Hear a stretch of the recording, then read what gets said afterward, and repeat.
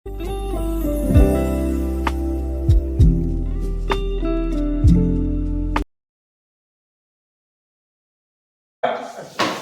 students, today we are discuss about the important compound called ethanoic acid.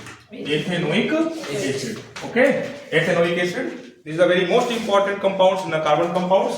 हमारे board में बहुत सारे questions भी इससे क्या होते हैं, टच करते हैं. तो आज हम इसके बारे में चर्चा करेंगे. पूरा इसकी किन किन बातों पर, किन किन पॉइंट पर हम बात करने वाले हैं. तो सबसे पहले हम इंट्रोडक्शन के बारे में चर्चा करेंगे. Know about introduction. Number second, this is the physical property of ethanoic acid, property of ethanoic acid. Next में हम प्रिपरेशन की बात करेंगे. तो प्रिपरेशन हमारे बोर्ड एग्जाम से आउट कर दिया गया है, तो प्रिपरेशन की बात हम नहीं करेंगे. इसके बाद हम करेंगे इनकी केमिकल प्रॉपर्टीज के बारे में बात. केमिकल प्रॉपर्टीज क्या होती हैं, कैसे इसके केमिकल प्रॉपर्टीज दिखाता है, तो केमिकल प्रॉपर्टीज के बारे में डिस्कस करेंगे. और इसके बाद सबसे इंपॉर्टेंट जो होता है यूजेज होता है. तो इसमें जो सबसे ज्यादा फैक्ट क्वेश्चंस आते हैं, ये क्वेश्चन आपको केमिकल प्रॉपर्टीज से देखने को लिए मिलेंगे.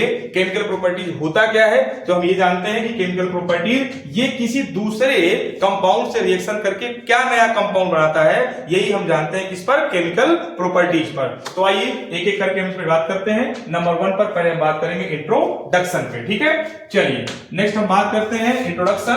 तो इंट्रोडक्शन में हम क्या जानेंगे कि एथेनोइक एसिड क्या होता है. तो हमारे पास एक फंक्शनल ग्रुप होता है. एक फंक्शनल ग्रुप कौन सा होता है, हमारे पास एक फंक्शनल ग्रुप होता है. फंक्शनल ग्रुप जिसे हम रिएक्टिव ग्रुप के नाम से भी जानते हैं, रिएक्टिव ग्रुप के नाम से भी जानते हैं. वो रिएक्टिव ग्रुप हमारे पास होता है कौन सा, एसिटिक एसिड. जिसे हम एसिटिक एसिड क्या बोलते हैं, उसे हम बोलते हैं COOH. क्या बोलते हैं, COOH. एल्कोहल के बाद हमारे पास होता है एल्डिहाइड, और एल्डिहाइड के बाद होता है हमारे पास कार्बोक्सिलिक एसिड ग्रुप. क्या होता है ये, carboxylic acid. Carboxylic acid group. तो इसी कार्बोक्सिलिक एसिड ग्रुप में यदि हमने क्या कर दिया, RCOOH बना दिया, एक एल्किल जोड़ दिया, और वो एल्किल कौन सा होगा, पहला मेथिल. क्या होगा वो, मेथिल. तो ये हमारे पास एक नया कंपाउंड बन के तैयार हो जाता है, जिसे हम कहते हैं एथेनोइक एसिड. क्या कहते हैं, एथेनोइक एसिड. इसका नाम होता है एथेनोइक एसिड.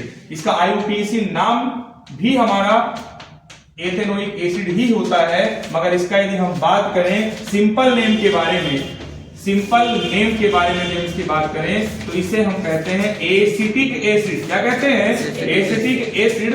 और याद रखिएगा, ये एसिड जो होता है, एसिड कई टाइप के होते हैं. We know about that because हमने पहले ही चैप्टर नंबर 2 में पढ़ा है type of acids, weak acid, strong acid. तो अब हमसे पूछ सकते हैं कि सर ये एसिड कौन सा एसिड होता है.